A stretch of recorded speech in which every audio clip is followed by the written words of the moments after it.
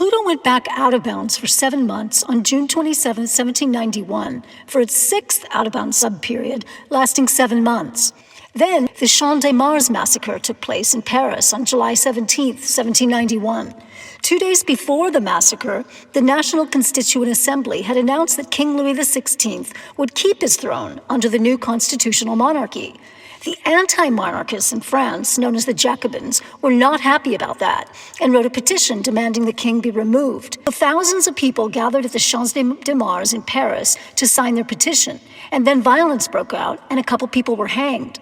The mayor of Paris declared martial law, and Lafayette and his National Guard were summoned to restore order. The crowd had grown even bigger and rowdier, and the National Guard ended up firing on the people and killed from a dozen to 50 of them. Lafayette had been revered up to that point as a national hero, but his reputation suffered after that.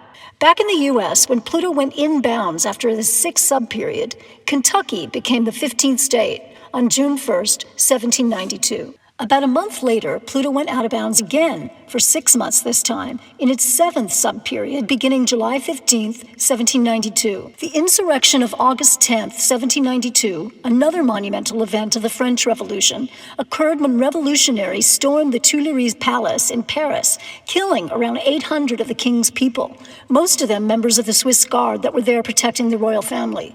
This event led directly to the end of the monarchy in France 6 weeks later, with the establishment of the First French Republic on September 21, 1792, about 3 weeks before the highest declination day of this seventh out-of-bound subperiod. In the U.S., the Bill of Rights, the first 10th amendments to the Constitution, was ratified by the states on December 15, 1792. Pluto went back inbound in 1793 for 6.5 months. So these inbound subperiods were getting longer now than the out-of-bound subperiods. A week into this inbounds period, on January 21, 1793, King Louis XVI of France was publicly executed by guillotine. He was 38 years old and had ruled France for 18 tumultuous years. He had been voted guilty of conspiracy and attacks upon public safety and convicted of high treason, with the radical French lawyer and statesman Maximilien Robespierre famously saying, "Louis must die so that the nation may live."